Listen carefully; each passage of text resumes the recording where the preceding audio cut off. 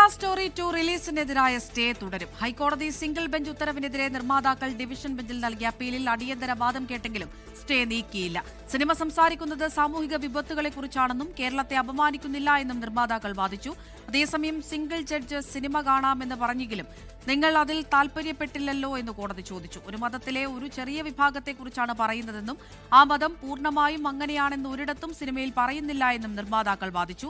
എന്നാൽ മതം മാറ്റി സ്ത്രീകളെ തീവ്രവാദത്തിന് പ്രേരിപ്പിക്കുന്നതാണ് സിനിമയുടെ ഇതിവൃത്തമെന്ന് ഹർജിക്കാരും കോടതിയെ അറിയിച്ചു. വിഷ്ണു സുരേഷ് കൊച്ചിയിൽ നിന്ന് വിവരങ്ങൾ നൽകാനായി ചേരുന്നുണ്ട്. വിഷ്ണു, ഇന്നിപ്പോൾ എന്തൊക്കെ വാദങ്ങൾ ഈ നിർമ്മാതാവ് കോടതിയിൽ പറഞ്ഞിട്ടുണ്ട്? എന്ത് തീരുമാനത്തിലേക്കാണ് കോടതി എത്തിയിരിക്കുന്നത്? അമൃത, സ്റ്റേ നീക്കുമോ ഇല്ലയോ എന്നുള്ള തീരുമാനം എടുക്കേണ്ടത് കോടതിയാണ്. നിലവിൽ അതുമായി ബന്ധപ്പെട്ടുള്ള വാദം പൂർത്തിയാക്കിയിട്ടുണ്ട്. CBFCയും അതോടൊപ്പം തന്നെ ഹർജിക്കാരും നിർമ്മാതാക്കളുമാണ് എന്ന പ്രധാനപ്പെട്ട വാദങ്ങൾ ഉന്നയിച്ചത്. ഹർജിക്കാർ വ്യക്തമാക്കിയത് ഈ സിനിമ അത് കേരളത്തിന്റെ അന്തസ്സത്തെ എഴുത്തിക്കാണിക്കുന്ന ഒന്നാണ്.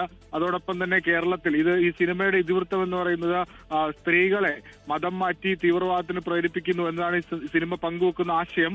കേരളത്തിൽ അത്തരത്തിൽ നടക്കുന്നുണ്ട് എന്നൊരു സന്ദേശം നൽകാനാണ് ഈ സിനിമയുടെ നിർമ്മാതാക്കളും അതോടൊപ്പം തന്നെ സംവിധായകരും ഒക്കെ ശ്രമിക്കുന്നത്.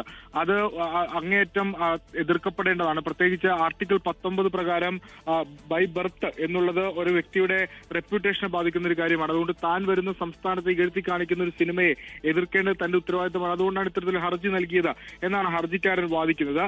സിനിമ ഈ നിർമ്മാതാക്കളാകട്ടെ പ്രധാനമായി 2 പോയിന്റുകളാണ് അവർ ചൂണ്ടിക്കാണിച്ചത്. ഒന്ന്, ഈ സിനിമ ഒരു തരത്തിലും മതവിദ്വേഷമോ അല്ലെങ്കിൽ മതസ്പർദ്ധയോ വളർത്താൻ ഉദ്ദേശിക്കുന്നില്ല. ഒരു മതത്തിലെ കേവലം ആളുകൾ ചെയ്യുന്ന സാമൂഹ്യ തിന്മയെ വിളിച്ചു കാണിക്കുകയാണ് സിനിമ ചെയ്യുന്നത്. അത് പ്രോത്സാഹിപ്പിക്കപ്പെടേണ്ടതാണ്. ഇത്തരം വിപത്തുകളെ എതിർക്കപ്പെടേണ്ടതാണ്. അതെങ്ങനെയാണ് മതസൗഹാർദ്ദത്തെ തകർക്കുന്നതെന്ന് ഈ സിനിമയുടെ നിർമ്മാതാക്കൾ ചോദിക്കുന്നുണ്ട്. മറ്റൊന്ന്, സിനിമയുടെ റിലീസ് നാളെ തീരുമാനിച്ചിരിക്കുകയാണ്.